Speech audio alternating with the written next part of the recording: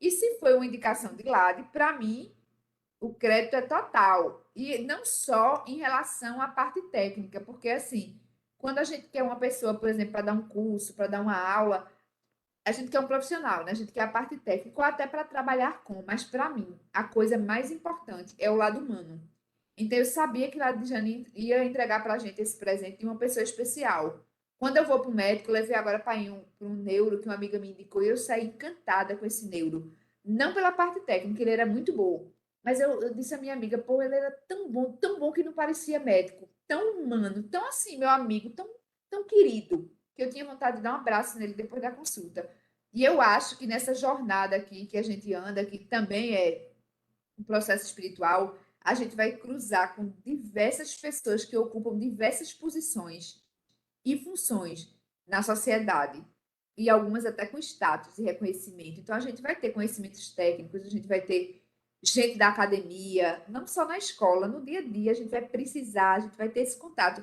Mas o que prevalece e que faz a gente querer estar junto e ouvir mais, inclusive sobre a técnica e a teoria, é o lado humano. Então, para mim, quando o lado indicou, eu sabia que era um bom profissional, mas sabia que era uma boa pessoa. E quando eu fiz o contato, eu sou sempre cheia de dedos, sabe? Eu para pedir alguma coisa a alguém, mesmo para convidar, eu acho que eu posso estar incomodando, porque todo mundo tem a agenda tão cheia. Aí fui cheia de dedos para fazer o convite, mas fui super bem recebida. De cara ela topou. Não vou pensar, não vou ver. Topou de cara. E agora, conversando com ela antes da aula, eu sei que a agenda dela está complicada, que ela está com um projeto novo, para o qual, inclusive, eu já dispus a escola, né? Se a escola puder ajudar, depois ela conta sobre esse projeto. Mas é isso, eu sinto que a gente está ganhando, de fato, uma amiga a quem eu já estou chamando de ideia, e já vou convidar para quando a gente tiver com a escola funcionando presencial, ele dar um tema mais para frente, para o ano, com algum assunto que possa nos ajudar, mas também colocando novamente os talentos e os dons que a escola tem em cada um dos efesianos, mas depois ela vai conhecer um pouquinho mais as atividades que tem na escola que de repente pode vir a ajudá-la, desde consulta espiritual até reiki. A gente tem o reiki xamânico, a gente tem escalda-pés. De repente, ideia também pode ser assistida e ajudada pela escola. Então, Lado me fez ótimas referências. O filho dessa minha amiga, que por coincidência foi a que me convidou para um evento que eu estava hoje da contação de história, foi o primeiro caso que eu acompanhei de perto na época com o diagnóstico de autismo. Rafa hoje está com 16 anos, é um fofo que eu adoro, um menino muito querido. E foi a primeira vez que eu vi um amigo meu, porque a gente escutava muito por alto há 16 anos atrás, mas um amigo dizer: meu filho tem autismo. Hoje, quase todos os meus amigos têm alguma história para contar muito próxima de autismo. Se não for o filho dos meus amigos, se não for meus primos, se não for as pessoas mais próximas da família, um caso muito próximo, tem casos um pouco mais distantes, mas são muitos. Mas naquela época não, então eu digo que Rafinha foi o primeiro. E aí, quando o Lado me disse, não, eu vou te indicar a psicóloga que começou com Rafa, né? Que ajudou bastante, e que é uma fofa, maravilhosa, enfim. Aí eu não sei o histórico técnico dela, o currículo, mas já dá para sentir. Eu acho que quem papiou um pouquinho, Suzana, que deu um suporte a ela, já dá para sentir que é uma energia maravilhosa. Dea, a sala é sua. A gente atrapalha para caramba. Então, se preferir que faça perguntas e intervenções no final, ou diga assim, como o tempo é curto, gente, fala no chat, que no final Suzana copia o chat e se der tempo eu respondo, ou respondo depois para cada um individual. Você que disse que quer falar e ser interrompida, se guarda um minutinho para o final. Fique à vontade. Agora eu vou fazer uma saudação, pedir para todo mundo ativar o microfone, que quando o convidado vem, a gente não aplaude logo, a gente só aplaude no final. A gente faz uma frasezinha que o mentor ensinou e emana energia positiva para ele ser fortalecido para começar o tema, tá? Então, no 3, galera, quem puder ativar o áudio. 1, 2, 3. Venha Venha de de onde onde vier, vier, em paz. em Nosso paz. mestre é Nosso Jesus. mestre é Jesus. E é Jesus. E ainda tem essa, ninguém consegue fazer ao mesmo tempo, tá? É assim mesmo. Ao vivo é muito melhor. E a sincronia não ficou muito boa, não, mas eu senti a energia daqui. É bom que chegou em eco, né? Foi chegando, a energia não parava, né? Eu Isso. vou desligar meu microfone, aí todo mundo desliga, e a ideia vai dizer se quer perguntas no meio ou não. E se um ou outro deixar o vídeo, é bom para a André ter a sensação que está falando com alguém. Certo. Boa. Eu vou começar primeiro agradecendo, né? Agradecendo esse chamado. Geralmente, eu nunca recuso um chamado como esse, independente de qual chamado for. Muitas vezes é uma mãe que quer uma escuta, muitas vezes é uma criança que está demandando algum cuidado específico. Então, assim, eu nunca deixo de acolher. E principalmente para falar desse tema, que é um tema do meu coração, né? É, Eu acho que eu vou começar do começo, mas primeiro eu quero compartilhar com vocês uma experiência muito particular, né?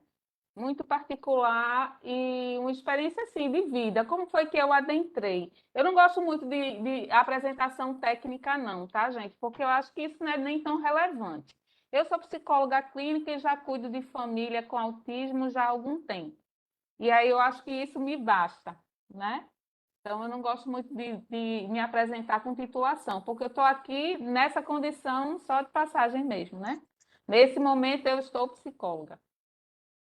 E eu queria falar um pouquinho do meu início, do início da minha carreira, na verdade, porque eu tive a sorte de já começar a minha vida profissional inserida no contexto do autismo.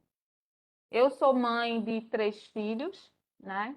E eu fui uma mãe que escolhi ficar em casa para cuidar dos meus filhos. Eu fui mãe muito nova. E aí, só depois que meus filhos já estavam grandinhos, aí eu voltei ativa. E eu fiz faculdade já com meus filhos bem grandinhos, então já com uma certa idade. Então, eu me formei há 14 anos. E há 12 anos eu cuido dessa como é que eu posso dizer? Porque não é nem romantismo, né? Falar que o autismo é uma coisa maravilhosa, não é, mas não é. Essa dinâmica do autismo, para mim, é um chamado do meu coração. Então, para mim, é uma coisa que é muito amorosa, é uma vivência muito amorosa, independente disso. E aí, a minha primeira experiência com autismo foi com uma criança que ele já tinha, na época, 8 anos. Era uma criança que tinha muita dificuldade para andar, ele falava pouquíssimo e eu já de cara me apaixonei por essa criança e aí adentrei nessa jornada junto com as famílias e não saí mais. Atualmente eu estou trabalhando de forma independente, estou constituindo uma equipe multidisciplinar para um novo projeto que eu estou começando agora. Se chama Casa Solares. E é um projeto que ele é resultado dessa prática, mas principalmente das relações que eu fui constituindo ao longo desse caminho com as crianças e com as famílias. Então, é um tema relevante, porque hoje no Brasil, eu inclusive até pesquisei a estatística mais recente, data de 2020. E aqui no Brasil, a gente encontra uma em cada 200 crianças. Então, é um quadro bem alarmante, né? O autismo ele vem crescendo em proporção. E, e essa proporção, alguém me até perguntou essa semana: Ô André, você acha que vem aumentando mesmo ou você acha que foram casos subnotificados? Não, vem aumentando de fato. Claro que existem subnotificações. Eu, por exemplo, recentemente ajudei no diagnóstico de um rapaz de 44 anos. Então, haviam muitos casos mesmo, houveram muitos casos subnotificados, né? E aí, com o avanço dos estudos, a coisa foi ficando mais visível, né? E aí, os diagnósticos vieram com mais força, mas não é só isso, né? Eu entendo, vocês tiveram uma palestra recentemente, acho que foi Suzana que deu, né? Falando sobre as crianças índigos, cristais. Eu acredito particularmente que o autismo ele vem para impactar a sociedade como um todo, no sentido de aceitar a diferença, né? E eu acho que é isso. Então, eu vou começar. Eu tentei ser bem sucinta, assim. Na verdade, eu mesclei várias coisas que eu já tinha pronta, porque eu tenho estudos muito longos e eu acho que termina você falando muito de teoria, termina não sendo muito produtivo. E aí, o que é que eu peço a vocês? Podem sim perguntar durante a apresentação. Eu agradeço, porque eu acho que isso torna mais dinâmico, mais fluido, né? Quanto à questão de tempo, se vocês quiserem ficar até a madrugada conversando, eu vou falar, porque é um tema que eu gosto muito, né? E agradecer a cada um de vocês presentes aqui. E a gente pode começar agora.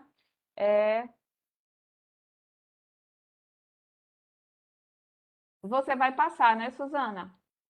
Certo, tem uma telinha falando aqui. Personalize a sua exibição arrastando um ou mais vídeos para a fase. Está no meio da minha apresentação. Eu coloco entendi, mas ele não saiu. Agora Para a saiu. gente não aparece, só aparece para tu. Pronto, mas já saiu agora. Então, inicialmente eu queria fazer as considerações iniciais, né? E aí trata dos critérios de diagnóstico. Pode passar. Então, vou pôr meus óculos aqui, porque eu sou um pouco míope. Então, antigamente existiam os critérios diagnósticos eram baseados em duas grandes áreas, e ainda são em duas grandes áreas, né? Mas incluiu-se, né, recentemente, as questões sensoriais que não eram validadas. E aí isso ficou muito mais amplo, né? O espectro aumentou bastante, inclusive isso foi um fator que contribuiu para a evidência dos casos, não para o aumento, mas para a evidência dos casos. Então, eu vou ler aqui para vocês. O primeiro critério é a inabilidade persistente de comunicação social. Então, é uma das primeiras coisas que é evidenciada no autismo. Geralmente, quando vem se perceber que a criança tem alguma coisa, tem alguma dificuldade, quando ela é inserida na escolinha, né? E aí os professores começam a notar alguma dificuldade, a criança mais alheia ao que está acontecendo, mais reservada, evitando contato social. Então, essa é uma característica bem marcante, mas não é toda criança que apresenta dificuldade de comunicação social. Manifestada em déficit de reciprocidade emocional e no comportamento não verbal de comunicação usual para interação social. Às vezes a criança não olha, não direciona o olhar, né? Não tem essa habilidade de referenciar o outro pelo olhar, não aponta, às vezes fala, mas ele não usa funcionalmente a fala para se comunicar. Também pode demonstrar dificuldades para desenvolver e manter e compreender relacionamentos em contextos sociais diversos. E aí, essa dificuldade de relacionamentos sociais e de entender o que está acontecendo ali no meio social, por exemplo, eu gosto muito de dar exemplo. Tem crianças que elas não têm, a maioria delas não tem muita, como é que eu posso dizer? Compreensão do que pode ser feito e do que não pode ser feito no ambiente social. Isso aí também é uma coisa marcante. Por exemplo, a criança está na rua e tirar roupa. Um exemplo bem grosseiro, mas eles não têm muito essa compreensão do que é permitido, do que é certo, aspiados e errado num contexto social. Padrões restritos e repetitivos de comportamento. Tem crianças que apresentam, como é que eu posso dizer, hiperfoco, né? Tem muito hiperfoco. Eu agora estou atendendo uma criancinha, quando não é na fase inicial, ao longo do caminho, eles sempre buscam focar em algo de maneira a se organizar, tanto do ponto de vista emocional como do ponto de vista corporal. Então, tem crianças que elas têm hiperfoco em dinossauros, tem crianças que têm hiperfoco em rodinhas. eu tenho na minha família 2 casos de autismo. Eu acredito que 3, mas esse aí não foi diagnosticado. Então, um deles é meu neto, ele hoje tem 4 anos, e ele, inicialmente, eu já percebi que ele tinha alguma dificuldade. Ele já pequenininho, antes de 2 anos, ele tinha hiperfoco em rodinha. Então, ele virava, inclusive, o carrinho dele para ficar girando as rodinhas. Então, ele tinha hiperfoco em objetos giratórios, bolinhas. Isso é uma coisa muito marcante dentro do autismo. Então, o segundo critério, né, amplamente falando, ele traz esses padrões repetitivos de comportamento, porque eles são muito ligados a rotinas muito específicas. Então, tipo assim, tem rigidez a rotina, porque eles precisam ter segurança do que vai acontecer, por isso eles se prendem tanto à rotina, né? Ou eles buscam muito movimento, né? Tem interesses ou atividades manifestadas por movimentos, fala e manipulação de objetos. Quando entra a fala aqui, fala da questão de ecolalias, né? Muitas vezes a criança assiste um desenho e aí ele fica com aquele, repetindo o tempo todo determinada parte do filminho. E aí também é um padrão repetitivo, né? Que O entra André, no... e às vezes até na mesma entonação do personagem, né? Na Isso, mesma isso. voz, na mesma entonação. Isso aí eu vou ampliar em relação a essa questão da entonação, quando a gente estiver falando de perfil individual, né? Porque tem a ver com a questão do aparelho, do sistema auditivo, né? Sim, fala ou manipulação de objeto de forma repetitiva e ou estereotipada. Eu coloquei esse nome aí, estereotipada, mas eu não sou muito adepta a essa palavra. Mas, porque é pesada, é como se geralmente, pronto, por exemplo, tem criança que tem, quando fica feliz, balança a mão, faz flapping. Não, isso é uma estereotipia, mas é outra coisa, é um movimento autorregulatório. Então, a criança busca esses comportamentos repetitivos para se organizar. Então, eu gosto mais de falar de busca por organização, entendeu? Insistência na rotina, rituais verbais ou não verbais, inflexibilidade a mudanças. Tem crianças que vêm aqui para casa e aí, se a mãe muda de caminho, eles são muito visuais, a maioria deles, e se a mãe muda de caminho, eles percebem logo e aí se desorganizam, porque eles precisam de uma previsibilidade, né? E aí eles de fato, eles vão para esse comportamento mais rígido, né? E tudo que sai da rotina é motivo para desorganização. Interesses restritos e fixos com intensidade, hipo ou hiperreatividade. Aqui eu vou entrar na parte sensorial, que antes não entrava nos critérios de diagnóstico e agora se incluiu, e que é uma questão muito importante dentro do espectro do autismo, porque é uma forma muito particular de receber os estímulos do ambiente, processar e devolver em forma de comportamento. Então, eles têm um perfil sensorial do ponto de vista neurológico muito diferente de nós. Então, esse era um aspecto que, dentro do DSM, era muito...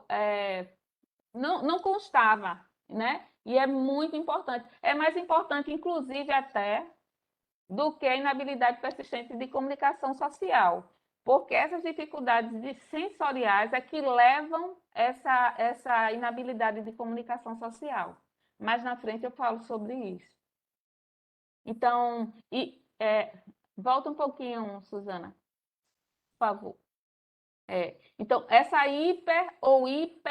hiporreatividade aos estímulos sensoriais e interesses, muitas vezes incomum por luzes, movimentos, por exemplo. Então, é justamente desse perfil sensorial que a gente vai falar mais adiante e vocês vão entender o porquê de tantos comportamentos diferentes, né? São só comportamentos diferentes, só são formas diferentes de receber esses estímulos e devolver em forma de resposta para o ambiente. Pode passar, Suzana. Então, dentro dos critérios ainda, né, os sintomas devem estar presentes, né, no período de desenvolvimento em fase precoce da infância, mas podem manifestar-se com o tempo, de acordo com as demandas sociais, excedam a capacidade limitada. O que quer dizer isso aí? Muitas vezes a criança já com um aninho, esse caso que eu vou apresentar, na verdade a metade do caso, né, porque eu não tem vídeo, tudo caso, mas por conta de não exposição da criança e da família eu não vou colocar, né? Eu coloquei algumas partes para vocês entenderem de forma prática.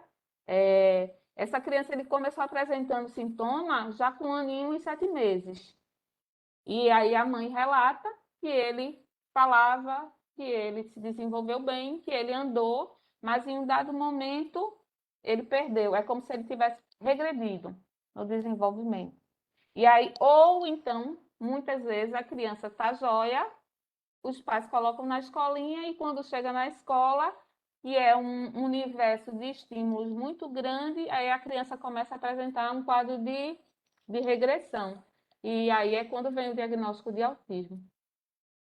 Então, todos esses sintomas causam prejuízos significativos no funcionamento social, profissional e outras áreas da vida da pessoa com autismo. E aí, se vocês quiserem ler um pouquinho, o DSM, ele é bem completo. Eu dei uma enxugada, mas a nível de pincelar mesmo. Pode passar. Então, eu coloquei o nome aqui, o Pequeno Aventureiro, que é esse caso dessa criança. Eu vou fazer um esforço para não dizer o nome dele, porque aí já me vem ele na mente. Por que aventureiro? Porque ele é uma criança que ele buscava muito estímulo. Ele buscava estímulo o tempo todo. A mãe, desde cedo, já começou a perceber que ele era uma criança bem diferente, né? E ela é mãe de mais 3 filhos, e ele é o caçula, então ela tinha a prática com crianças e desenvolvimento infantil, então ela logo percebeu que o filho dela era diferente. E aí eu coloquei esse carrinho aí porque ele tinha hiperfoco por rodinhas também. Pode passar, Suzana. Então, Eu posso fazer uma pergunta? pode sim. É sobre a primeira parte da introdução, porque eu vi que ficou muito em destaque, né, o DSM, e às vezes a gente precisa, nem todo mundo sabe, né, que é o que é o DSM, Sim, e, sim. né, e se o autismo é uma doença, é um transtorno ou nenhum dos dois. Não, não é uma doença, não. É um transtorno. A gente pode dizer, é considerado um transtorno do desenvolvimento. Autismo não é doença, inclusive tem sido pauta, né? Muito em pauta isso. Agora, dia 2 de abril, comemorou o Dia Mundial de Conscientização do Autismo, e uma das pautas é essa: retirar o autismo desse lugar de doença. Não é doença, é um transtorno. E aí o DSM ele é o manual de diagnóstico dos transtornos mentais. Então, ele é o que é a referência para que os profissionais possam dar o diagnóstico. Esse diagnóstico só pode ser dado por um neurologista. Mais alguma pergunta? Pode passar. Então, a anamnese dele é enorme, porque eu nunca vi uma criança com tanto conteúdo, mas aí eu enxuguei, né? Ele tem 3 anos de idade hoje, mas eu comecei atendendo ele tinha 1 ano e 7 meses, né? A família é composta do pai e da mãe de 3 irmãos adolescentes e dos avós maternos. Eles moram todos numa casa só. O diagnóstico é transtorno do espectro do autismo, e ele só era atendido por mim nessa fase, né? A mãe teve uma gestação de alto risco. Ele nasceu com 39 semanas, de parto cesáreo, mamou até 1 ano de idade e parou espontaneamente. é importante a gente colocar determinadas coisas, por exemplo, não engateou. Ele foi uma criança que ele não engateou. Dentro do processo de desenvolvimento infantil, há habilidades que elas dão suporte a outras habilidades, né? Como se fosse uma escadinha. E aí, meio que nessa habilidade motora, ele deu um pulinho. Então, ele não engateou, ele foi uma criança que não engateou. Mas, segundo a mãe, ele imitava, balbuciava, falava algumas palavras, né? Antes de 1 ano de idade. Pode passar, Suzana. Então, quais foram as queixas, bem resumidamente, que essa mãe trouxe, né? Ele tinha fixação por abrir e fechar portas, ele tinha uma hiperatividade motora grande, inclusive hoje em dia ele ainda tem. Ele girava em torno do próprio eixo, ficava girando, girava muito, adorava ficar girando. Buscava por lugares apertados. Às vezes a mãe procurava ele dentro de casa e não encontrava. Quando via, ele estava por trás do sofá ou embaixo da cama, sempre buscando esse lugar mais apertadinho, né? Ele recusava alguns alimentos, sobretudo as texturas moles, e aí todas essas características que eu estou trazendo aqui, mais na frente a gente vai ver em relação à questão sensorial, tá? Então, ele tinha dificuldades com alimentos moles, né, com texturas moles. Ele esfregava a testa no chão, muitas vezes até machucava, né? Ele em parede ou no chão mesmo, ou objetos lisos. A mãe dele percebeu regressão na linguagem, no padrão de som sempre foi irregular, e ele fazia pouco contato visual. Pode passar.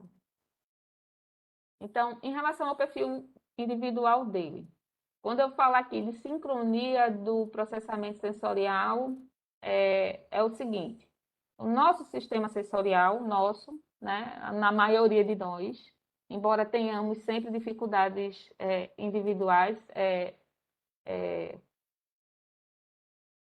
eles atuam de forma sincrônica, sincronizada. É como se fosse uma orquestra, né?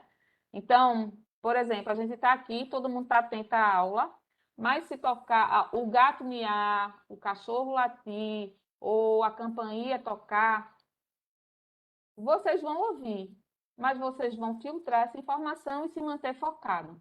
No caso da criança com autismo, que tem essa dissincronia no sistema sensorial, eles não conseguem. Então, daí a dificuldade de estar num ambiente social e se relacionar num ambiente social, seja um ambiente que tenha infinidade de estímulos, na verdade, eu não vou nem colocar só o auditivo, mas todos os estímulos, né? Vento, barulho, pessoas tocando, enfim. Eles têm essa dificuldade de se manter atento e regulado num ambiente onde tem muito estímulo sensorial, por conta dessa dissincronia, né, no sistema deles.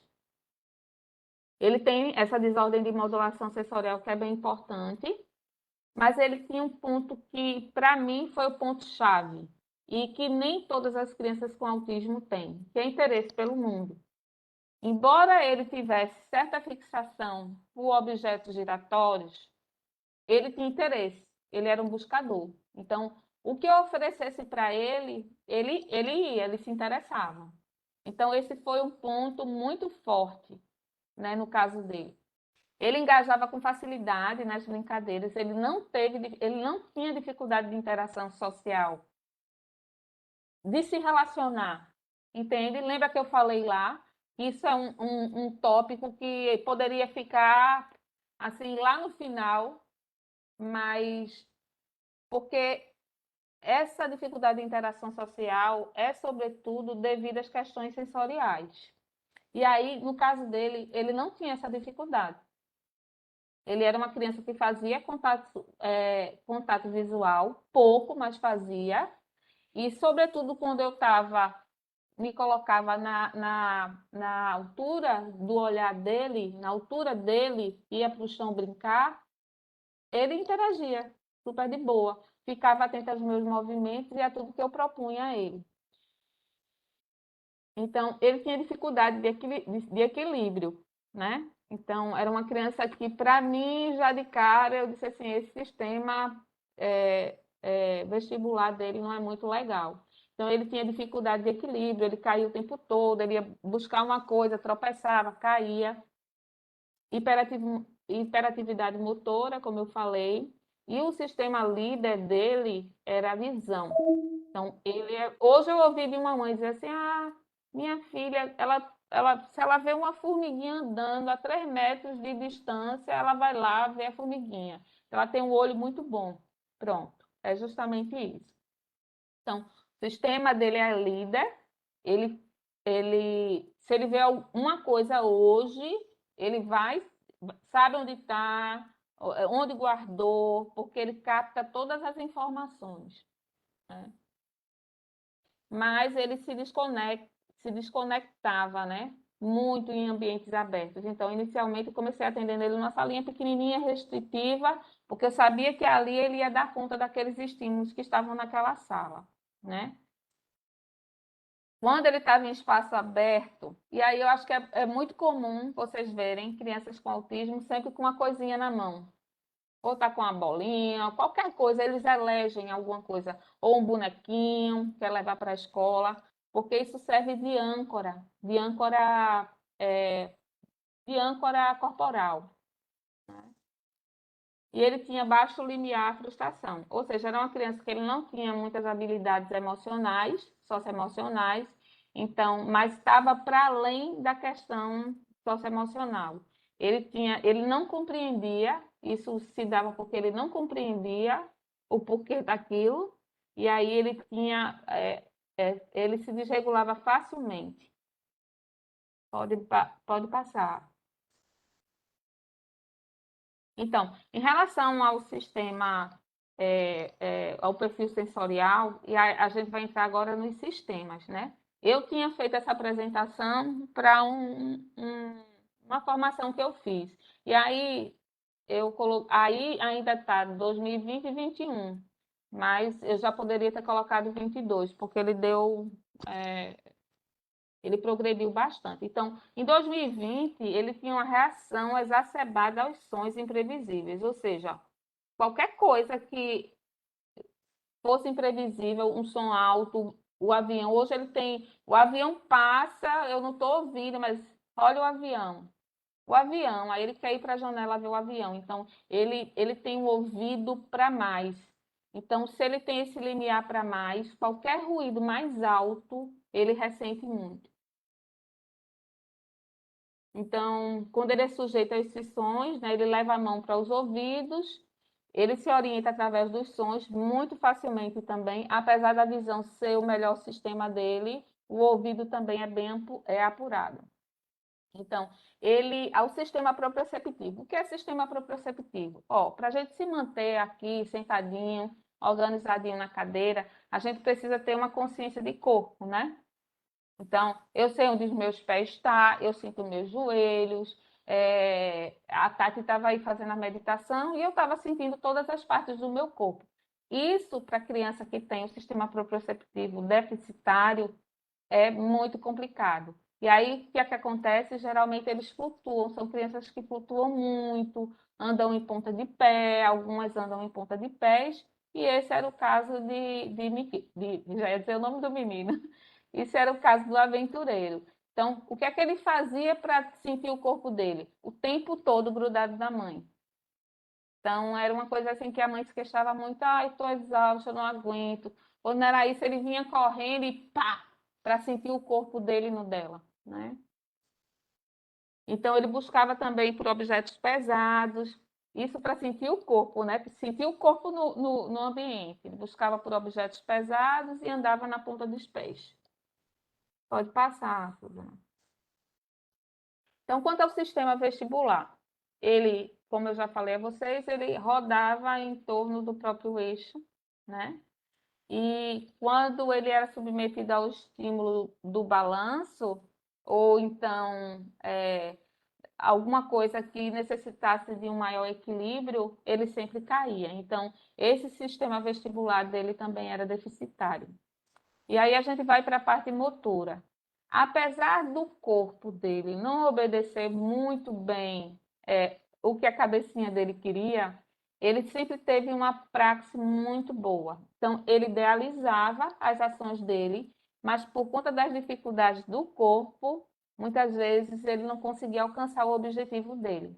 Mas ele planeja direitinho, até hoje ele está bem melhor, o sistema sensorial dele. Então, hoje ele já consegue planejar e executar as ações dele com maior tranquilidade. Então, como eu falei, né, em relação à praxe, ele planejava, pensava de que forma, eu quero subir, eu quero pegar um boneco na estante. Então, ele ia lá, colocava, desde pequenininho, colocava a cadeirinha, tentava subir, não conseguia, aí se frustrava, não pedia ajuda porque não tinha essa compreensão, e aí se frustrava muito, mas sempre teve muito boa praxe motora. Pode passar. Ô, André, deixa eu te perguntar uma coisa. Talvez até você já vá falar no caso dele mais para frente. Mas eu ia perguntar se ele começou as terapias e quando. Vai falar mais para frente? Ele começou a fazer as terapias no ano de 2020, né? Inicialmente ele começou fazendo terapia só comigo, ele passou um ano só comigo, porque era um caso.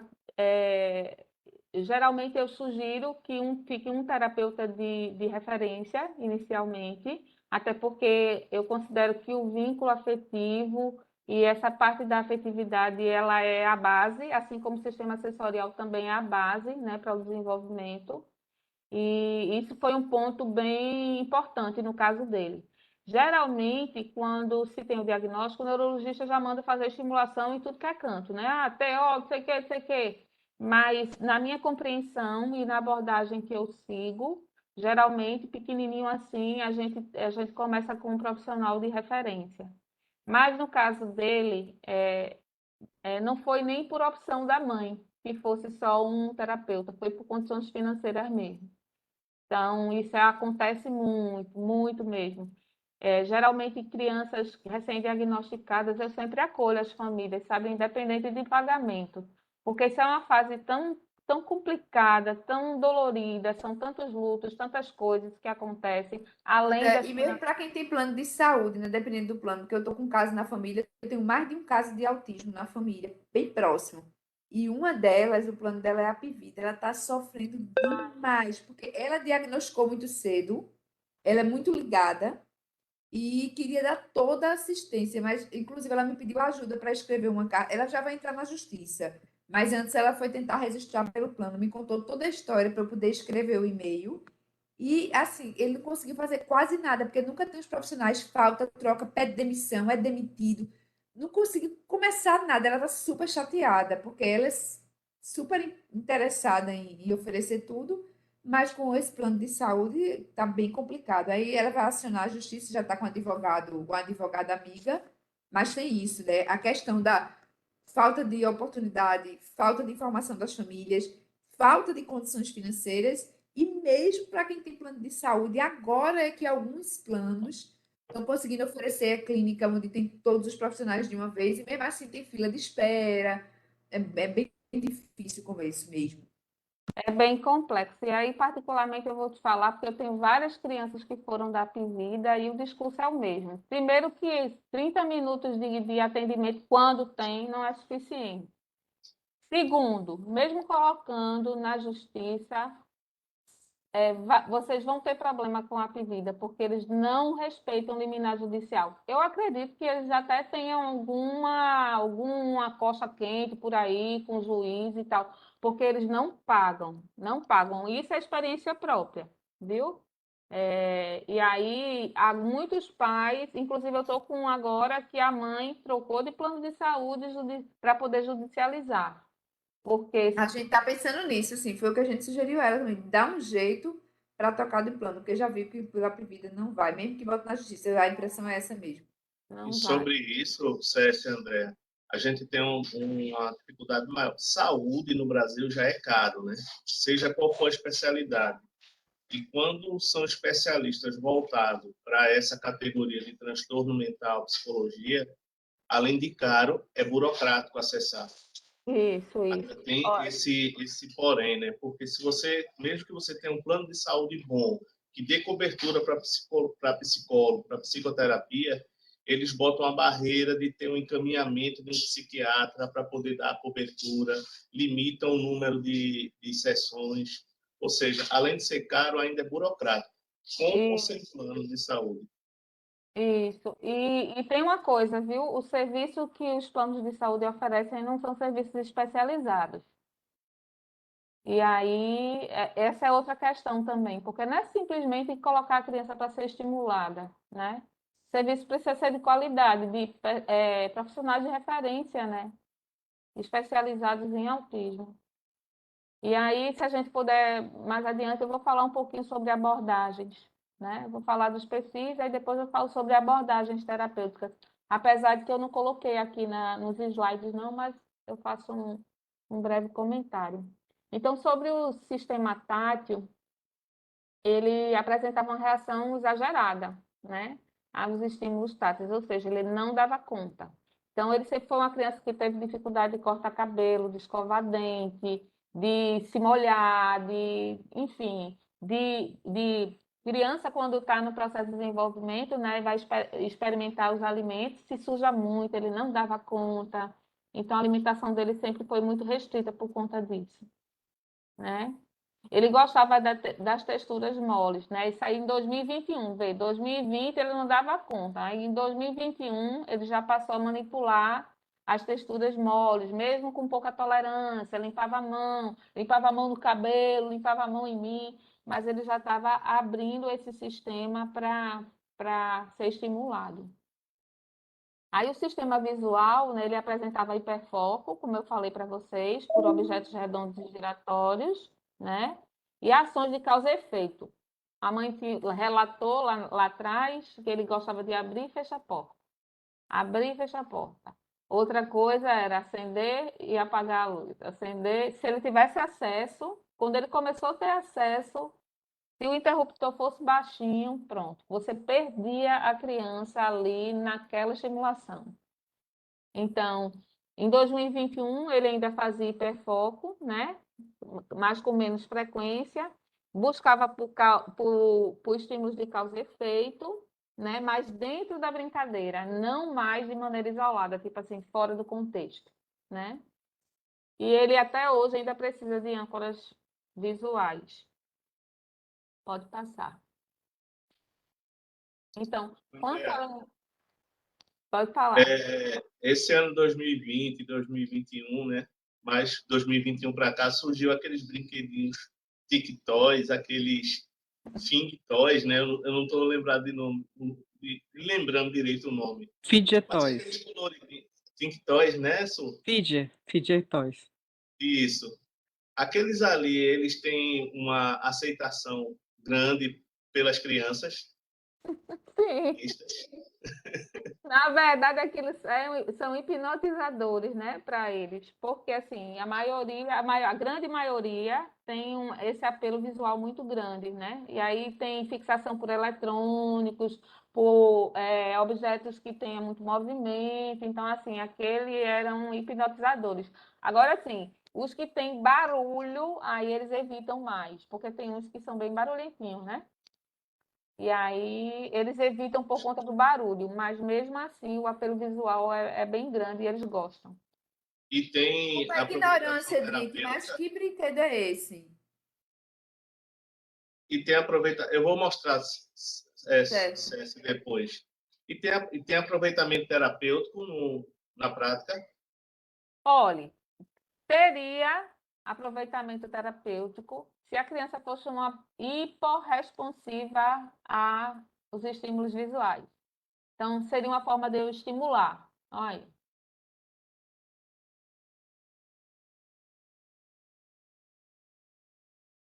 São Esse link brinquedos, para Cécio, que você advogada. fica fazendo para aliviar estresse. Aí, por exemplo, você tem isso aqui. Ah, tá. Ah, então eu estou confundindo, viu? Estou confundindo. Eu pensei que era esse que Drick está mostrando. Tem esse daí também, é porque são vários.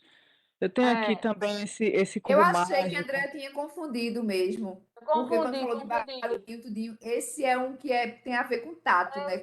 Aí Sim, Vicky esse estava é, perguntando se esse é bom, se esse sim, funciona. porque é anti-ansiogênico, né? Ele é bem bom. Assim, na verdade, eu tenho vários estímulos táteis e, assim, numa das caixinhas, inclusive, tem desse aí, porque, de fato, para eles, quando precisa ser estimulado o tato, é um recurso bom. Eu tenho caixinha com várias coisas, tipo, até aquelas bolinhas de cachorro que tem umas texturas. Então, textura é Me uma dê coisa. ali o pepino. Eu tenho um aqui que eu chamo de pepino, que é bem parecido com essa bolinha de cachorro, que é bom até para fazer massagem, né? Pronto. Então, assim, tem muitos recursos táteis e, assim, eu pensei que tu estava falando daquele que é giratório, isso, que é giratório e eles fazem um barulho, tem umas músicas bem barulhentas. Eu pensei que era isso que tu estava falando. Mas esse daí que eu confundi, ele pode servir de estímulo quando a criança é hiporresponsiva à visão. Aí é uma forma de estimular a visão, tá?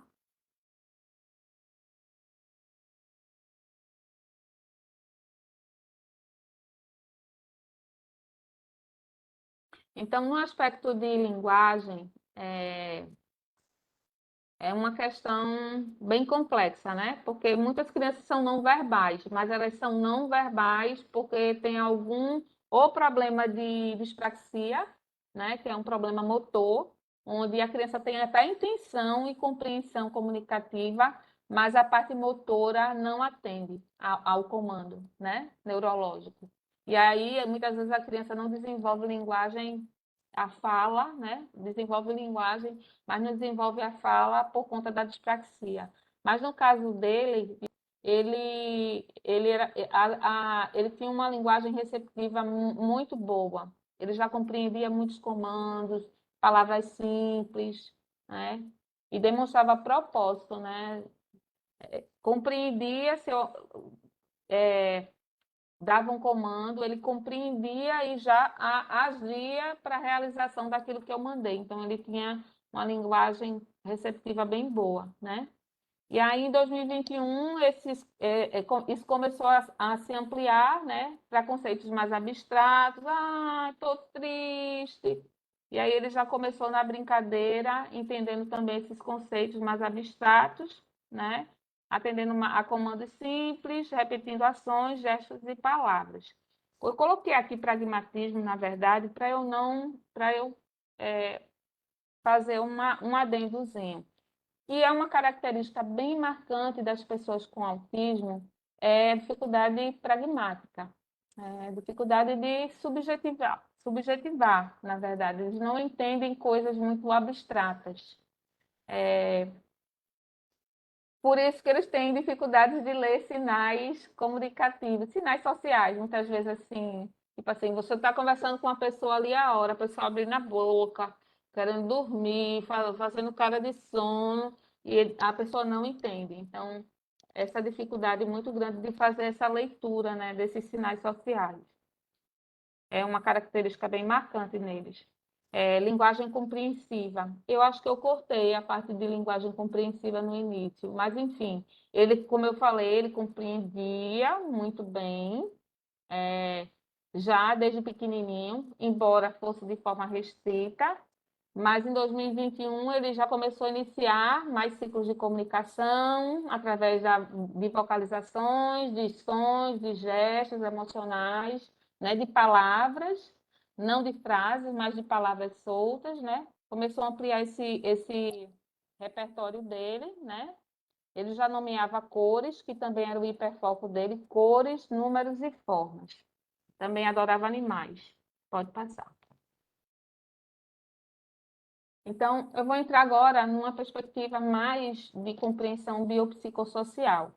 E aí, uma coisa que eu quero trazer para vocês é o seguinte: na minha prática, e eu acho que na verdade, isso é uma forma de ver as pessoas, né? De ser no mundo, estar com as pessoas no mundo. Eu sempre tive, claro, o autismo está aí, tem um enquadramento que é dado, né?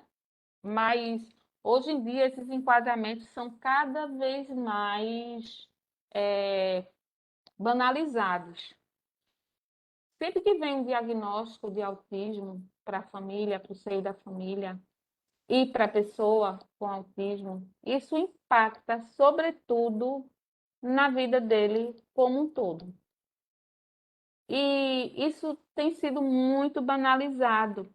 E aí o que acontece?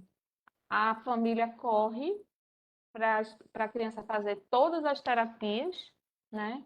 E aí começa a terceirizar muito do que, dentro do desenvolvimento infantil, deve acontecer na família. Então, considerando que a afetividade é a base para o desenvolvimento infantil. Muitas vezes a família, por essa ansiedade, por estimular, querer que a criança desenvolva, termina perdendo tempo de qualidade com a sua criança em casa. E aí, isso dentro do. É até ambivalente, né? Eu que sou terapeuta dizer uma coisa dessa, mas por isso que eu atendo famílias. Para que esse olhar para o que a criança precisa dentro da família, das relações familiares, sejam preservados, né? E aí eu trago o autismo nessa perspectiva, né, biopsicossocial, mas tentando sair desse enquadramento do autismo e ampliando para um ser que, igualmente a nós, somos diferentes uns dos outros, né? Temos nossas especificidades, nossas habilidades e deficiências também.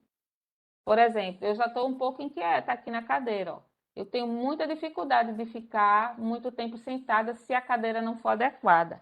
Eu preciso ter uma cadeira onde meus pés fiquem bem fincadinhos no chão, que não é o caso dessa.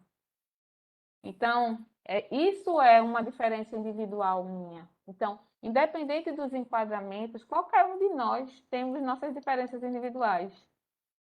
Se lá atrás minha mãe tivesse algum conhecimento, talvez eu fosse enquadrada dentro do espectro do autismo. Porque eu me vejo em muitas dessas características, mas que não são do autismo, são características individuais minhas, né? E aí eu queria destacar que agora eu vou falar de uma forma mais global. Para quê? Porque eu acho que se faz necessário cada vez mais. É importante a gente falar do autismo, sim, não é questão de romantizar, mas cada vez mais a gente precisa abrir esse leque de compreensão em relação à criança como um todo, né?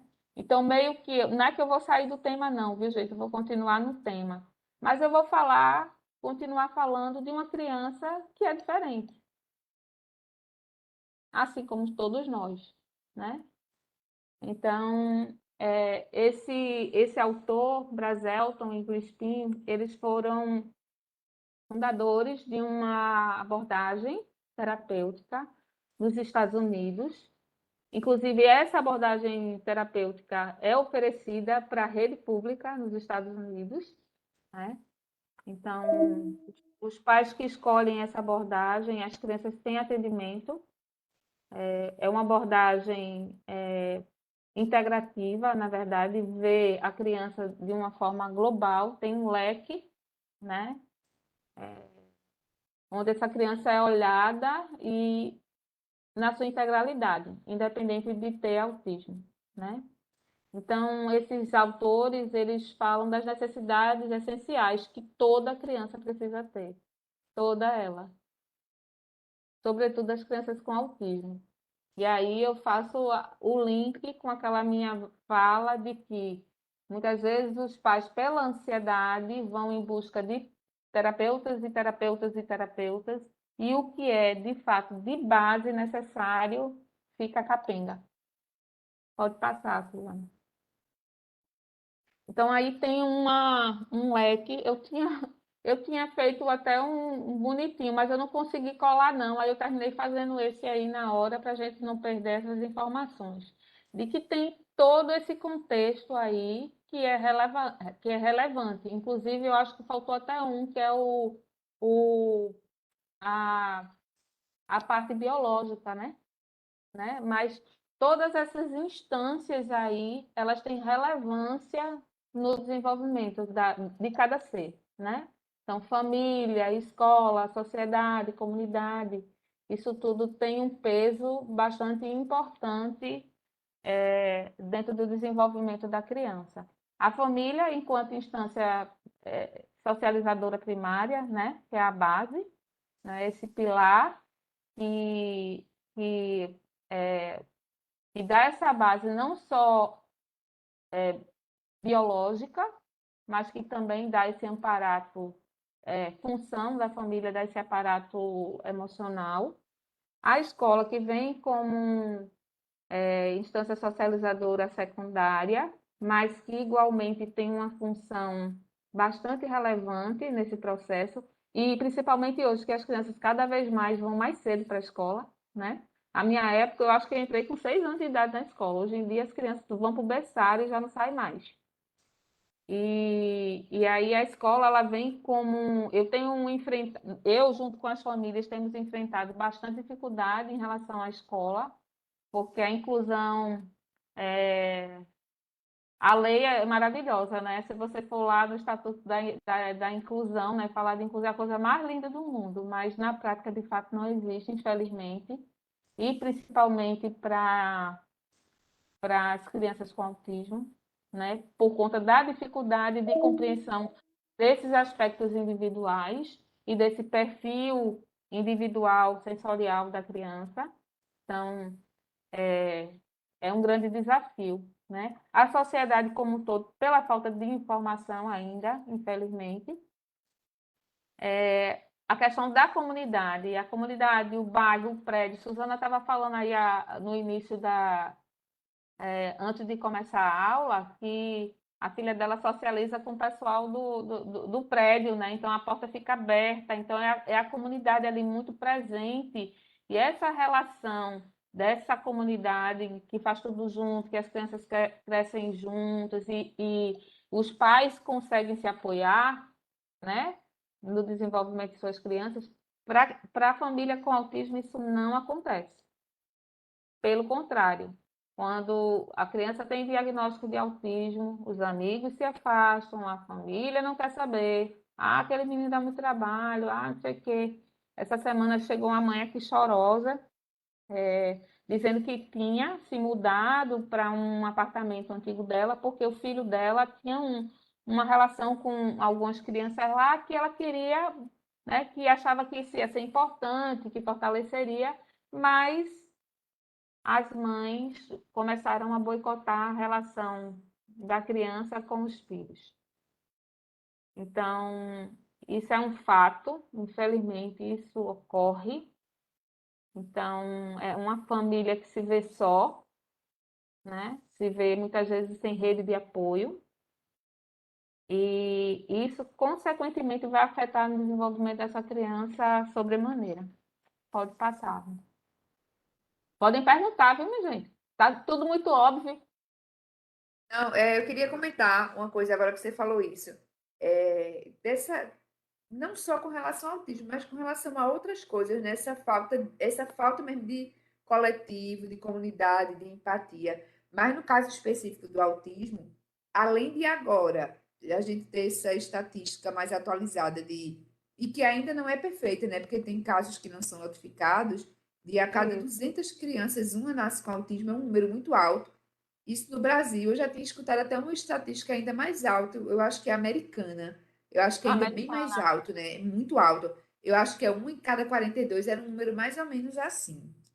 E o que é que isso quer dizer? Isso quer dizer que quando for de fato diagnosticado real, e a gente tiver uma estatística mais perto da realidade, a gente vai perceber que não vai ter essa diferenciação e nem vai poder muito ter essa falta de empatia, porque toda família vai ter, na verdade. Praticamente, porque eu acho, como você falou no começo, que é meio que uma nova proposta, é um novo formato. As crianças hoje nascem com TDAH, que não é por acaso, e nasce essa safra com autismo, que também não é por acaso, porque é uma nova proposta de ver e de se relacionar, trazendo um recado para a gente de como é que a gente anda se expondo, como é que a gente anda se interrelacionando, e aí o autismo propõe uma coisa diferente, o TDAH, em que a gente diz que as crianças são aceleradas, mas quem provocou esse aceleramento?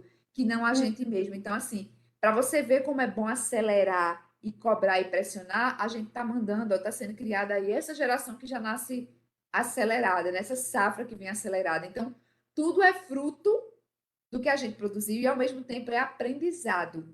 E não é uma coisa que não vai resolver, vai chegar um tempo que não vai nascer mais criança com autismo. Não. Essa é a proposta. Vai nascer mais, vai ter em todo canto e a gente vai ter que aprender e olhar para dentro da gente, ver o que é que a gente precisa mudar para se relacionar melhor entre a gente, porque não é entre os autistas, é entre humano com humano, respeitar a diferença, é empatia, independente de qualquer coisa. A diversidade é enorme, cada vez vai ficando mais diverso. E, na verdade, o que a gente chamava de minoria vai crescendo, crescendo, crescendo. No fim das coisas, é tudo uma coisa só. Somos, de fato, todos um. Então, quando você colocou isso no começo e trouxe agora essa consideração, eu acho que se encaixa bem. E eu queria recomendar, não sei se você assistiu, aí fica a recomendação para a sala, se pesquisar Divaldo falando sobre o autismo, Divaldo Pereira Franco. Tem umas considerações muito interessantes que batem com isso. E tem uma outra mulher que eu assisti uma palestra há muito tempo, uma entrevista, bem antiga, era bem, dava para ver pelo tipo de programa, que era uma coisa muito antiga, e ela falava mais ou menos sobre isso, sobre como a sociedade vai se surpreender e vai precisar se adaptar. Eu vou ver se eu acho, se eu achar, depois eu te mando, mas a Compartilhe. palestra de Divaldo é bem interessante. Sim. Então, é isso. O tempo pede que a gente expanda a consciência, né? Porque são seres muito. Eu acredito que, dentro da perspectiva espírita, por exemplo, às vezes pode. Tem pessoas que, não, o autismo vem disso, o autismo é por causa disso. Então, assim, tem perspectivas muito fechadas, mas a gente precisa ampliar, né? Mas são seres que vêm com uma, é, com uma proposta muito diferenciada, né? No sentido de ser no mundo, né? Uma forma diferente de ser no mundo. Então, dando continuidade aqui, né? O que é que toda criança precisa ter, independente de que enquadramento for, né? São necessidades de relacionamentos sustentadores e contínuos. E aí, quando eu falei lá que eu passei um ano e que isso pode não ter sido uma escolha para a mãe, mas foi um fator muito relevante no processo dele, porque eu pude trabalhar esses aspectos muito de pertinho com a mãe. Eu atendo as crianças com os pais presentes, eu não atendo sozinha, né? Então, os pais, ou a mãe ou o pai sempre está na sessão comigo, porque eu compreendo que eu atuo nessa perspectiva bem psicopedagógica mesmo, no sentido de, ó, estimulei assim, aconteceu tal. Tá vendo porque ele faz isso? Quando acontece isso, ele se comporta dessa forma. E aí, isso fez com que isso fosse um ponto bastante positivo no processo dessa criança, do aventureiro, né? E aí a gente pôde desenvolver esse relacionamento muito, muito, muito sustentador, né? Porque ele confiava em mim, confiava na mãe, ele sabia que tinha os desafios a vencer, mas ele estava ali afetivamente apoiado, e isso favoreceu muito no processo dele, né? Então, o que seriam esses relacionamentos sustentadores, né?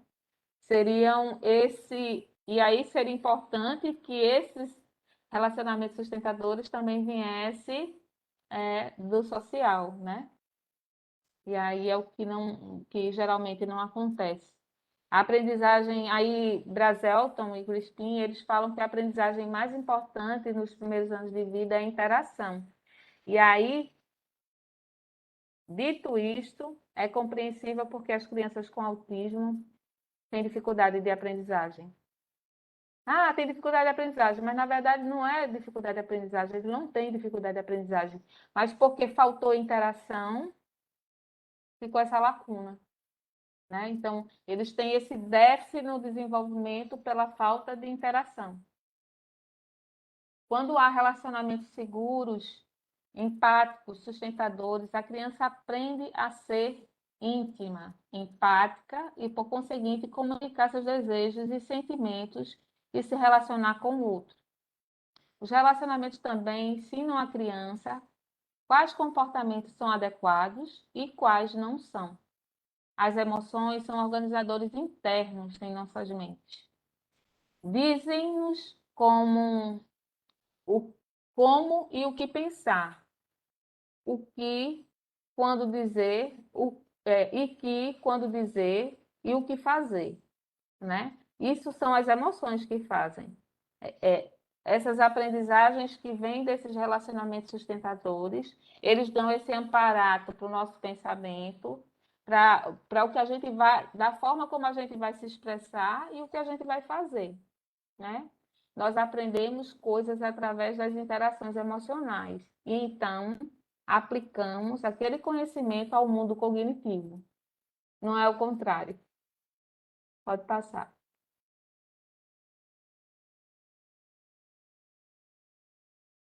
Necessidades de proteção física e regras. Então, em relação à nutrição, a gente pode falar de um aspecto bem importante para o autismo, que assim como as questões sensoriais, eles têm uma resposta diferente às questões sensoriais, eles também têm um metabolismo muito diferente dos demais, né?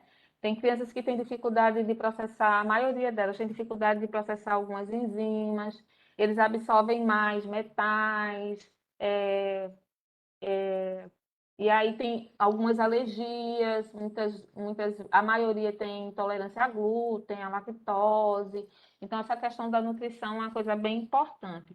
E principalmente atualmente, né? Um dia desse eu fiz até um textinho para postar, falando sobre essa questão da dificuldade da nutrição. Porque assim, a gente aprendeu a se alimentar já há algum tempo, né? Porque se a gente voltar ao simples, ao que era, a gente se alimentava muito bem. Mas, com o passar do tempo, né, com a oferta da indústria dos alimentos empacotados, encaixotados e com formol, com tudo que é substância que não presta, a gente foi incluindo isso na nossa alimentação. E aí, o que acontece? Nós temos uma alimentação muito precária atualmente. E aí, essas crianças terminam sendo submetidas a esse mesmo tipo de nutrição por conta dos pais. E aí, quando vem o diagnóstico do autismo e que os pais vão investigar alguma coisa no aspecto da nutrição, se deparam com alguma dificuldade, para tirar essa alimentação, trocar, um conflito. Aí é luto. E a criança já é seletiva, porque não come determinada coisa por conta da textura. Porque, enfim, não come quente, não come frio. E quando vai trazer essa nova realidade de dieta, aí o desafio se torna muito grande. Então, esse aspecto de nutrição é uma questão muito importante e, via de regra, quando dá certo é quando toda a família muda o hábito alimentar. E aí é um desafio bem grande, né? O ambiente, né? Um ambiente favorável, um ambiente pacífico, calmo, tranquilo, acolhedor, livre de negligência, né? Porque se a gente parar para pensar, a questão da nutrição hoje a gente pode pensar como uma negligência, né? E aí serve para a gente tomar consciência de que a gente é negligente com o nosso próprio corpo, a gente termina sendo negligente também com a nutrição das crianças, né? Tipo, muito alimento rico em açúcar, em glúten. Pode falar, Andressa. Uhum. Então, é muito importante mesmo, Andresa, essa questão social, porque eles são de fato excluídos, não é uma coisa, não é, não é algo esdrúxulo, não, é o que acontece de fato. Em relação à questão da nutrição, a gente pode pensar de duas formas. Eu vou dar um exemplo de uma criança que eu acompanhei ele muito pequenininho. Eu comecei a acompanhar ele, ele ainda não era submetido à dieta. E, e aí estava na moda daquela dieta de tira tudo, tira glúten, tira não sei o quê, tira. E aí essa criança tinha uma alimentação e ela passou a ter outra. Ele começou a entrar num nível de ansiedade, e aí eu vou dizer os pontos positivos e negativos. Ele começou a entrar num nível de ansiedade de que ele mordia tudo. Então, a resposta à dieta para essa criança não foi uma resposta legal, tá? Mas as crianças que de fato têm, aí tem o outro lado. O glúten, por exemplo, vou dar um exemplo do glúten. O glúten, ele afeta muito o comportamento da criança, não só o biológico, mas se presentifica de fato no comportamento. Isso é fato. Assim como o açúcar também. Então, eu tenho crianças que ela não pode comer um pedaço de bolacha que ela tem diarreia. Tem o outro aqui, que da mesma forma, ele tem alergia até a milho, para você ter uma ideia. Então, de fato, é sofrido para essa família ver que seu filho gosta de comer o alimento, mas é amor. Eu vou dar aquilo para o meu filho sabendo que vai fazer mal a ele, porque ele gosta. Então, tem essas questões. Agora, caso ele não tenha nenhum tipo de restrição de alergia, né? De intolerância alimentar, aí eu não concordo com a dieta, entendeu? Agora, geralmente, glúten, de fato, afeta muito o comportamento da criança. É incrível. Uma criança é uma comendo glúten, ela é outra sem comer glúten. Deixa eu falar Andresa, de alguma coisa, Dea. Eu sei que a gente está com um tempo emprestado, mas como você disse que não pode? está tão preocupada assim, que pode passar um pouquinho do tempo, eu acho que é um tema que a gente vai acabar passando.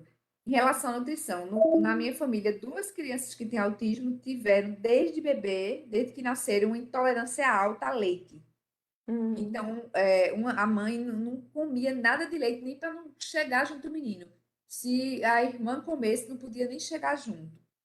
E outra coisa, eu vi uma matéria, um artigo de uma nutricionista há muitos anos atrás, sei lá, uns 7 anos pelo menos, e ela dizendo que ela começou a mudar a alimentação do filho que tinha autismo para testar. E aí primeiro tirou, eu não lembro a ordem, mas tirou glúten, açúcar e lactose. Só que não tirou de uma vez. E o do filho dela era severo. Então tirou, parece que primeiro glúten, para não impactar, né? Depois tirou outro. E disse que as crises dele diminuiu bastante com essa mudança na alimentação. Aí ela pôde realmente comprovar Uhum. que impactava demais. Mas Uhum. ela não tirou de uma vez, foi tirando aos poucos e foi vendo, porque pelo menos as crises que ele tinha, que a gente. Aquelas mais sérias diminuíram. É impressionante. Eu acho também tem uma questão de que o que diferencia o veneno do antídoto é a dose, né? Então, de fato, atualmente, as crianças têm se alimentado muito mal, gente. É muito doce, é muito, enfim, de maneira geral. E aí, para transformar isso, tem que ir para essas considerações. O que de fato é nocivo. Uma mãe ligou para mim semana passada, ó, o meu pedaço de bolacha, estou aqui, noite em claro. Então, de fato, são coisas. As famílias precisam refletir sobre suas próprias realidades, né? E reação do seu filho, porque é difícil, né, mudar, mas se você der um passo no sentido da mudança e perceber a melhora, eu acho que fica mais fácil. Agora, o primeiro passo tem que ser dado, né? Agora, eu também não sou a favor de radicalismos, não. Depois dessa criança que eu tive, que eu atendia, ele pequenininho, que ele passou a morder tudo, era uma criança bem sociável, amável. Ele entrou num nível de ansiedade tão grande que nem parecia o mesmo. Eu não sei o que aconteceu com ele, porque eu não atendo mais. Eu atendi ele, depois a mãe saiu da clínica e eu não acompanhei mais, mas foi um caso bem marcante para mim, assim. Ô, André, eu conheci, inclusive assim, a gente foi pro aniversário da criança, né? E foi bem interessante. Uma colega minha, a menina dela, assim, ela tem alguma coisa, eu não sei o que é, uma síndrome de alguma coisa, mas eu não consigo me lembrar o nome agora. E a menina fica extremamente irritada, né? E chora, chora, chora, chora, chora. Se ela tiver qualquer contato com coisas com açúcar ou proteína animal. Uhum. E aí o aniversário dela foi bem interessante, porque tipo, o brigadeiro era de abacate, Uhum. né? Então assim, a mãe saiu procurando coisas que ela pudesse, vamos dizer assim, fazer um aniversário mais próximo possível do aniversário habitual que a gente ia, né? Convidou, claro, pouquíssimas pessoas, além da família, acho que só tava a gente, né? E mais um vizinho, uma vizinha, né? Com os filhos, que conviviam com ela, porque ela também, ela não gostava de passear no parquinho, ela não gostava de ver pessoas, ela não, se fosse no supermercado com a menina entrava em parafuso, ela gritava, parecia que estava matando, né? Então, assim, eh, a mãe desde sempre já fez essa mudança na alimentação, né? E aí veio uma segunda filha, e essa segunda filha aparentemente não apresenta nenhum problema, mas todo mundo na casa usa a mesma dieta da menina para que não haja uma diferença, né, Uhum. no trato mesmo. Então todo mundo usa a mesma coisa, né? Então, para ela não se sentir excluída ou qualquer coisa do gênero. É, porque a exclusão social já é tão grande, né? E aí, continuando, né? A exposição a substâncias tóxicas, a gente cai na alimentação e nas demais coisas, né? Sobre essa questão do estresse emocional e social, aí você deu esse exemplo, Suzana, não, que a criança não gosta de estar em ambiente social. E aí, veja só, pensa, uma criança, eu tenho até um videozinho muito legal, ele é curtinho, poxa. Se não der para eu passar Tu ele, me aí manda que eu boto no grupo. pronto. É, imagine uma criança que tem dificuldade, que recebe muita informação pela audição. Vai para um shopping, vai para aquela loja de game barulhenta, escola. Gente, isso aí é exposição a estresse. Isso também entra na questão de proteção física, né? Muitas vezes a gente não valida o que a criança traz, o que ela expressa, mesmo que não seja através da fala. E aí isso é uma reflexão bem importante, né? Proteção contra o abuso, né? Violência e negligência, uso excessivo de TV e jogos em lugar de interação humana. Pode passar.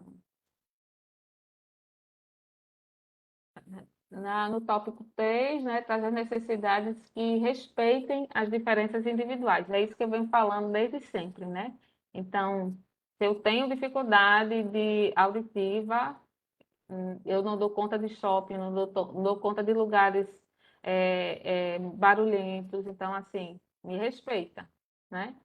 Quando pensamos nas diferenças individuais em educação para crianças com autismo, devemos focalizar em alguns processos centrais, tais como processamento auditivo, como eu falei, linguagem, que muitas vezes a criança sente, mas não tem condições de comunicar de uma maneira compreensiva, né, o que está sentindo.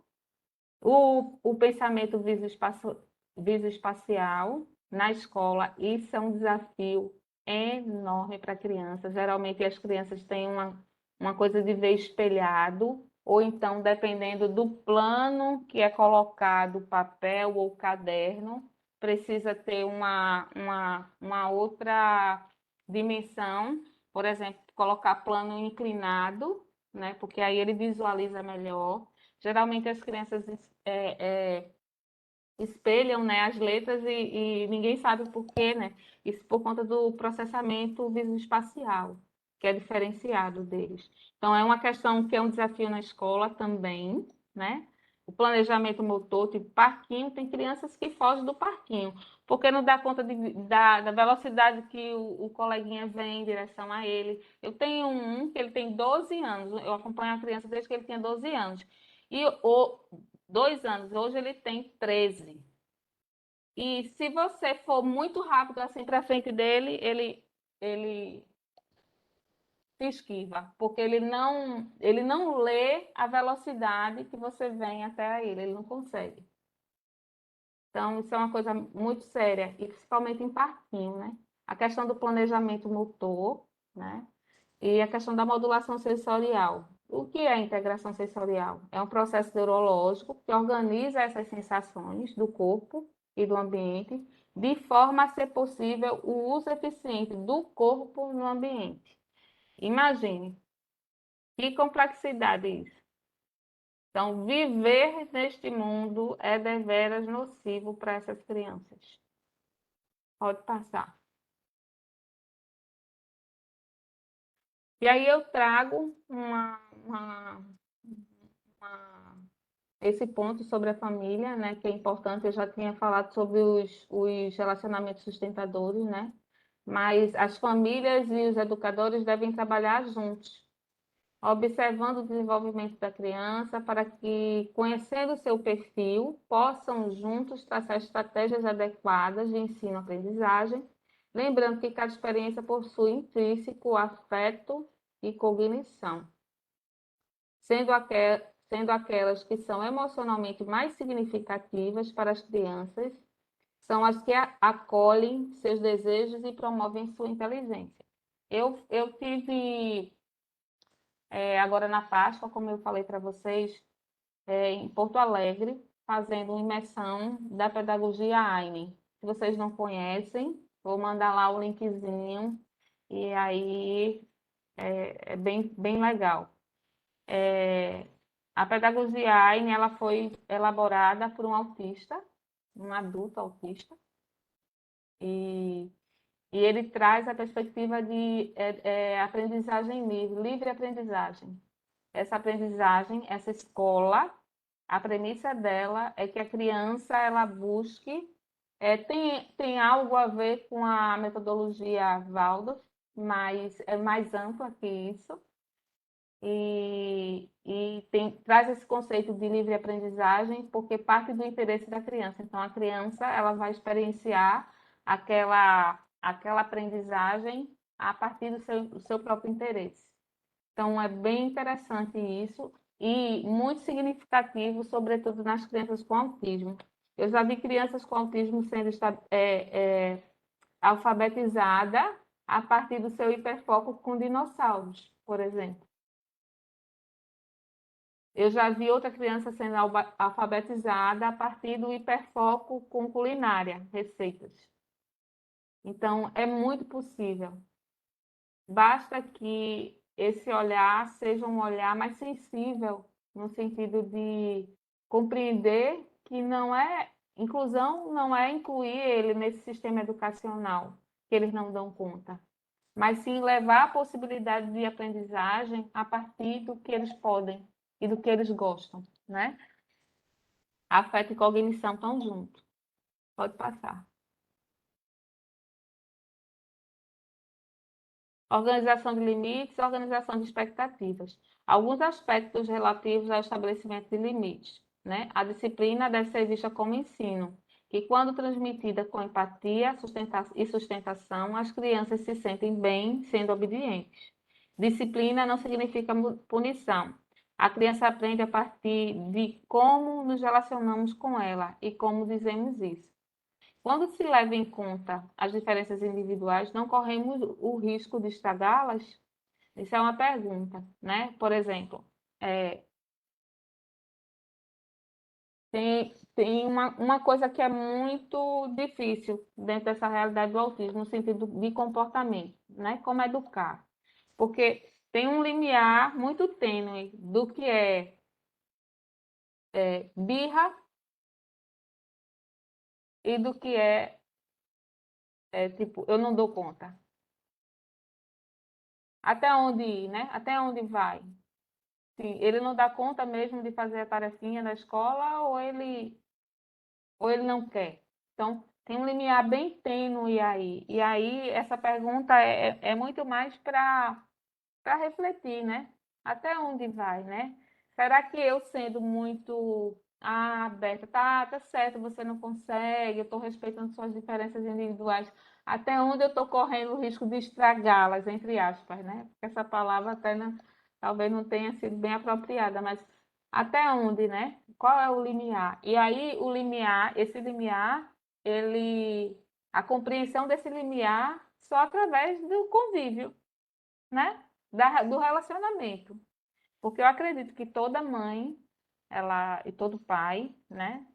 Os familiares mais próximos, compreendem quando a criança está fazendo birra, está com gosto, ou ele não quer, ele não dá conta. É muito diferente.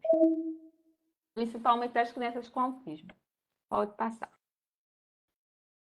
Então, necessidades básicas de comunidades estáveis, foi o que a gente falou lá atrás, amparadoras e de continuidade cultural. Comunidade, composta de famílias e seus diferentes membros, organizações religiosas, associações de pais e mestres, organização artística, esporte, etc. Toda criança deveria ter acesso. E a reflexão é: a comunidade consegue reunir-se levando em conta as diferenças individuais e culturais, tais como a defesa de oportunidades econômicas, serviços de saúde e melhor educação? Não. Então, isso é uma lacuna grande nesse processo. Pode passar. Protegendo o futuro.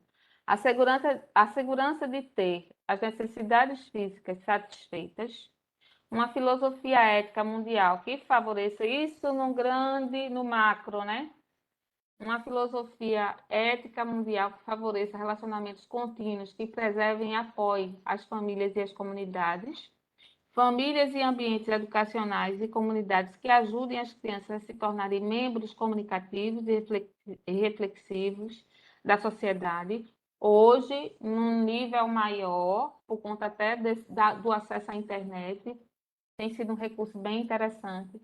Eu acompanho no Instagram vários autistas que têm as suas contas e mobilizam muita coisa do ponto de vista social, e mais no sentido mais do individual do micro para o macro ainda, né? É como se eu estou aqui, eu quero que essa consciência se expanda e eu estou trabalhando para isso. Mas, de fato, os órgãos governamentais, os países, as comunidades não se mobilizam para o contrário ainda, né? É um gap grande. Pode passar. Está acabando, viu, gente? E aí a reflexão para a sociedade. Eu vou colocar meus óculos aqui. Independente de enquadramentos, a criança, ao nascer, traz em sua bagagem tudo o que precisa para desenvolver plenamente suas capacidades e ser feliz. Em minha prática, observando os diversos contextos sociais, mais que nunca é importante que o sistema familiar precisa ser cuidado. Eu acho que eu pulei alguma coisa aí. Pois é possível perceber que é a partir do processo de socialização que os potenciais da criança tendem a ser corrompidos, os conduzindo para uma vivência de um adulto com expressão limitada em relação a si e em relação ao mundo, o que repercute na forma como educam e se relacionam com suas crianças, consequentemente, na sociedade como um todo. O cuidado a nós adultos é de suma importância para que possamos tomar consciência dos nossos limites, para então sermos capazes de cuidar dessas sementes com presença, respeito e limite, valorizando e estimulando seus interesses, seus dons e modos únicos de ser no mundo. Pode passar. E aí eu termino com uma frase que é do Tiago Berto, que é esse autista, que eu fiz lá o curso, eu sou apaixonada pelo projeto dele. Uma criança é uma semente de ser humano. Se ela é uma semente, tem algo que eu possa influenciar nessa semente, a não ser plantar ela em uma terra fértil? Terra fértil é uma metáfora, uma analogia. Casa, sociedade, comunidade, escola, coesa, afável e respeitosa no processo sagrado da criança. Então, gostaria de agradecer aqui, eu espero. Tem muita coisa para ser falada, mas no tempo não. Eu tentei enxugar ao máximo, né? E eu queria agradecer a vocês e queria terminar, antes de abrir para qualquer comentário ou qualquer pergunta, eu fazer uma apresentação um pouco maior, assim, de mim e do meu projeto, como você me pediu. Oba! Então, meu nome é Andréa Pinheiro, né? Eu sou muito grata, eu tenho 50 anos de idade, eu sou muito grata por ter en- encontrado esse caminho, né? Esse propósito, e ter sido apoiada, né? Porque nem sempre é fácil, né? A gente encontrar o propósito e conseguir seguir nele.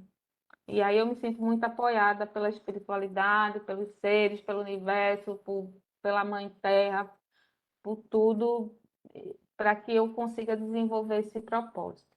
Então, eu sou terapeuta também holística, eu sou aromaterapeuta, reikiana, já fiz um monte de terapia quântica por aí, e também caminho por essa vereda assim, de expansão de consciência, buscando sempre esse amparato no universo, né? E o meu projeto, vou resumir bem um pouquinho. Meu projeto começou após eu me desvencilhar de uma sociedade que eu tinha com as duas amigas. Eu comecei fazendo o atendimento na clínica, as crianças vieram comigo, meus clientes, só que eu tenho um olhar muito amplo, né, para a criança, independente de que quadro ela apresente. E aí eu comecei a entender e a sentir que numa salinha de consultório era muito pouco, né, para ele, não dá conta. A criança precisa de espaço, a criança precisa de natureza, a criança precisa de contato com o bicho, precisa estar conectada nesse espaço mais natural. Eu tenho muito essa percepção. E aí, pensando nisso, eu moro na Vaz e moro numa casa. Eu disse, rapaz, eu vou levar minha sala lá para casa. E aí eu fiz um arranjo, continuo atendendo na clínica lá, demanda de adulto, mas trouxe as crianças para cá. E aí a coisa foi tomando uma proporção, tipo assim, faz uma equipe, porque tem gente vindo e, né, querendo participar disso. O projeto se chama Casa Solares, é um espaço onde as crianças têm contato com essa parte mais natural e trazendo essa família dentro, fortalecendo essa família com esse apoio mais integral e orientação amorosa, né? Para que eles possam cuidar das crianças da melhor forma possível, né? Tipo, é um convite para curar a criança interna, né? E poder assim dar o melhor para as crianças que estão aqui. Então, a grosso modo, é esse o projeto. Depois eu passo o Instagram para vocês. Eu perguntar isso. É um projeto que é um bebezinho, na verdade, ele já nasceu, mas é um bebê, né? Minha cabeça não para de pensar as coisas acontecendo, mas ele já existe e se vocês tiverem sintam-se convidados para vir quando quiserem conhecer a Vou casa. bater aí, já estou pensando. Ah, é. E é isso, gente. Eu queria agradecer a amorosidade de vocês, o acolhimento, o convite. E eu espero ter conseguido passar alguma coisa legal, deixar alguma informação aí que faça valer, que seja útil, né, para vocês. Tá bom? Obrigada. Dé, obrigada, maravilhosa. Eu vou agradecer a Ladijane pela indicação, agradecer demais pelo tema. Vou passar aí na Várzea para conhecer o seu espaço, É, a gente trocar umas figurinhas. O tema foi maravilhoso, o assunto, a gente, quando o tema é muito bom, a gente se segura para não fazer intervenção, a gente sempre faz muita intervenção, mas a gente sabe que o tempo é curto e que a gente vai ter novos encontros, não, nem adianta, pode não ser esse ano, mas teremos outros encontros, né? Inclusive, para lhe convidar para conhecer a escola fisicamente, quando tiver um tema, a gente está sempre divulgando, pode ter um tema que lhe interesse, porque os temas são muito variados, e você vai conhecer pessoas incríveis, porque a escola, junto o que há de melhor nesse mundo, junta doido, né? Que todo mundo tem um pouquinho de doido, mas junta corações maravilhosos. Drica, eu vou fazer a pergunta, pedir para o pessoal ativar o microfone para a pergunta final. Gostaram? Não sei se obrigada. conseguiram ativar. E também, Obrigada. obrigada, Déa. Vou Nós Bem passar que para você fazer agradecemos. o apresentado, muito fechamento. bem Amei. organizado. Adorei a sua apresentação. Realmente foi muito bom. Grata, grata. Aí eu tentei mesclar uma coisa mais prática, porque eu acho que é mais alusiva, né? Depois passa o link do vídeo que você falou que tem pra gente Passa sim, assistir lá no grupo. passa sim. Tá bom? E quando o César for fazer a visita, me chama, porque eu quero olhar como é que é esse negócio. Podem vir, vem-se embora. É Brinco minha, mora perto. olha, é Brinco minha mora casa. perto. Eu não tenho mais casa, né? A casa virou a casa das crianças. Eu praticamente só tenho o quarto e a cozinha. Mas o resto é deles.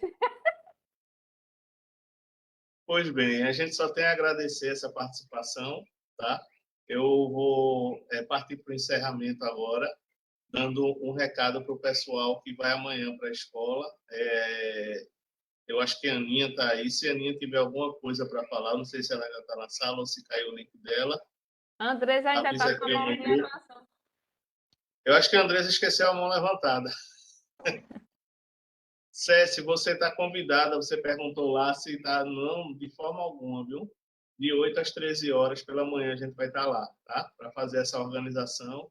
Caminho da Luz é uma atividade que a gente vai retomar agora pós-pandemia, depois de um intervalo de aí quase 2 anos. Já tem data, já tem lugar, já tem hora, já tem tema, já tem tudo que a gente precisa para executá-lo. Vai ser presencial e não transmitido, tá bom? A gente vai fazer 100% presencial, diferente das reuniões que temos feitas aqui pela sala virtual, tá bom? Era isso, a principal notícia que eu queria dar. Aguardo os próximos capítulos.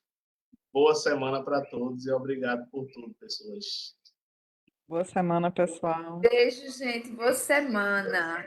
Boa Ai, semana, até amanhã, gratidão mais amiga. uma vez, pessoal. Beijo. Gratidão, Espero minha que gente. você